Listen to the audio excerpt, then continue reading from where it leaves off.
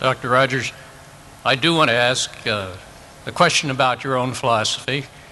In parts of the meeting, there's been discussion of worldviews, the importance of that, perhaps in treatment.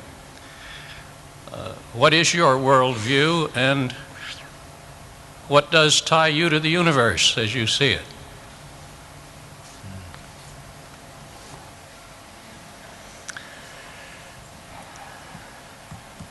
I'm tied to the universe in a great many physical ways and in some psychological ways.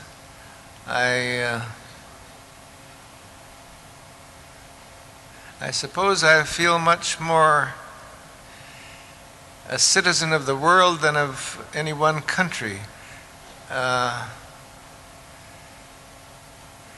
One of the most distressing things that I come across in traveling about in different countries is the parochialism, the narrow loyalty to individual nations, states, tribes.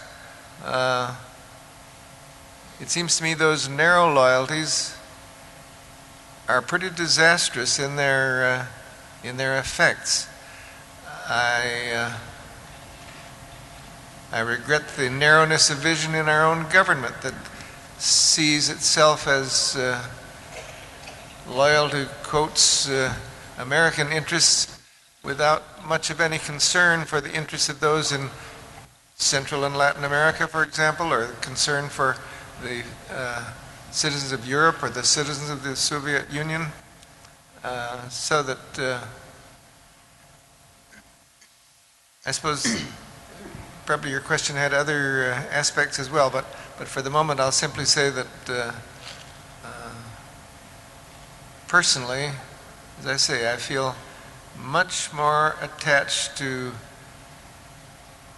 people all over the planet than to people on one particular geographical portion of it.